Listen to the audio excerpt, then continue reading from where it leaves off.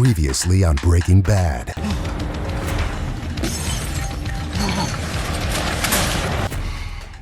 You're my big man. Chemistry. It is the study of what? Well organized. Hank, how much money is that? It's about $700,000. Pretty good haul.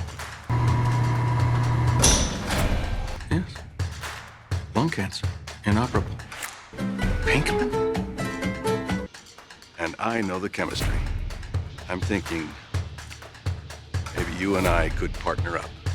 You're a goddamn artist. This is art, Mr. White. Where did you get this? He was there when I got busted. He's with the DEA. Run, Mr. White, run!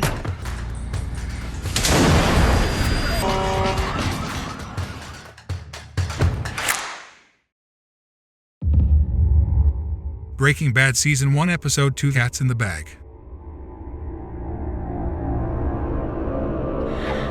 Are you okay? Walter and Skyler finish having sex, and Walt goes to the bathroom to wash up.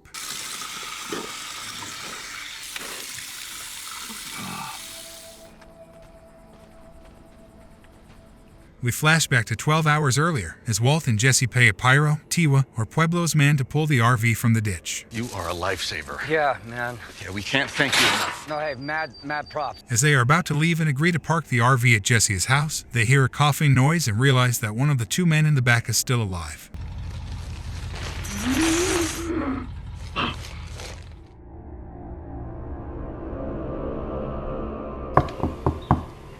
Walt? You coming out? Walt wakes up on the floor of the bathroom naked and joins his family for breakfast. Did you get enough pancakes, sweetie? Yeah, I'm good.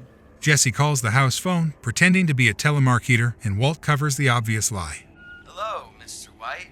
This is AT&T calling. Listen, I am having breakfast with my family right now, and I really don't appreciate these sales calls. Jesse demands that Walt help him out after their semi-disastrous outing yesterday, which has resulted in the RV contain the dead body of Emilio and the still quite alive one of Crazy 8. I can hear him, rolling around in there, all right?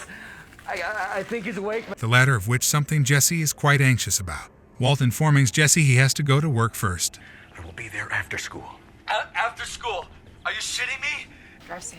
Okay.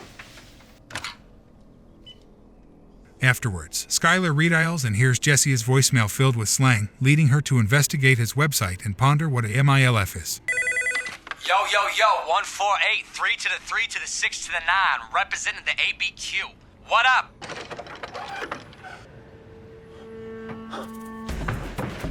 Jesse, meanwhile, goes to check on the RV and finds the door broken open along with the tape used to tie up Crazy 8 scattered in front of it.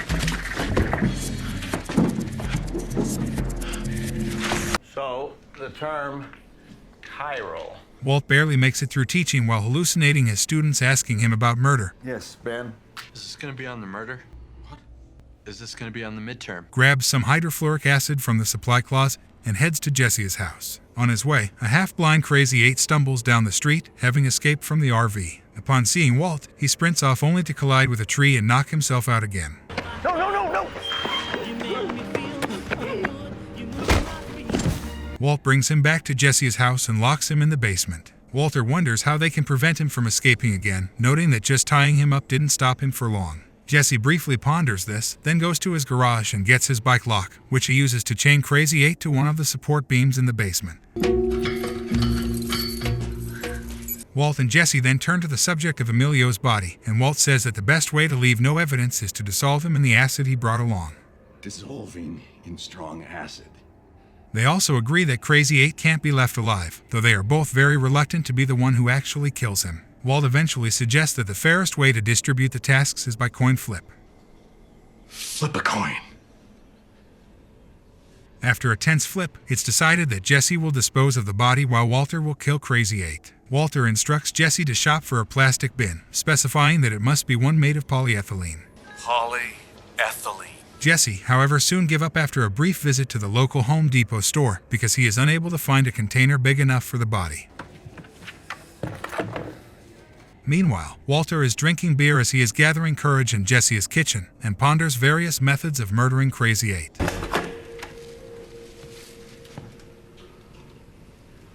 He eventually goes down to the basement with a plastic bag and finding Crazy 8 awake.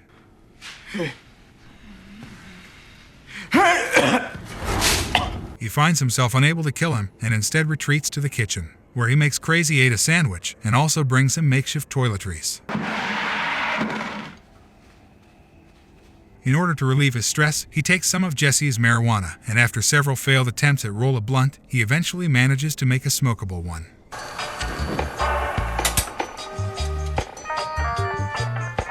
Jesse returns empty-handed home from shopping, and while he is at first highly amused by the visage of his former high school teacher smoking pot in his kitchen, he is somewhat less amused when he realizes that Walt made the blunt from his marijuana, and he is downright upset when he learns that Walt hasn't completed his end of the deal either. You didn't do it?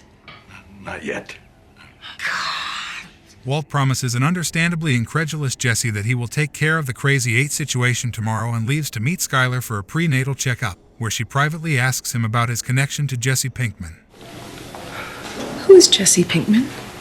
Walt, still a bit high, informs her that he's a former student who sells him pot and politely tells her to get off his ass. He sells me pot.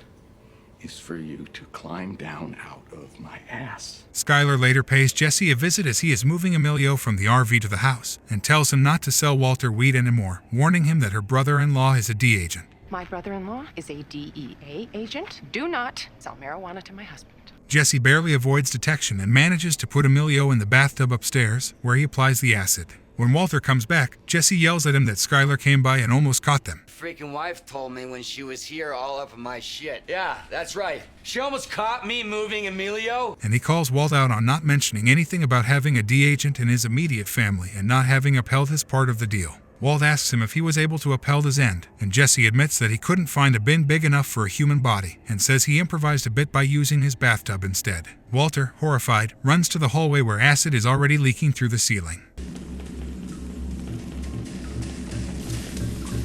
Emilio's half-liquefied remains then burst through the ceiling with what's left of Jesse's destroyed bathtub and completely cover the entire hallway. Walter tersely explains that plastic is the only substance hydrofluoric acid cannot eat through and glares at Jesse. You see, hydrofluoric acid won't eat through plastic. Finally, in the desert, two children are playing, and one of them discovers Walt's discarded gas mask and puts it on. Thank you for watching. Please subscribe to the channel and smash the bell button. Write in the comments section what kind of movie you would like to see next.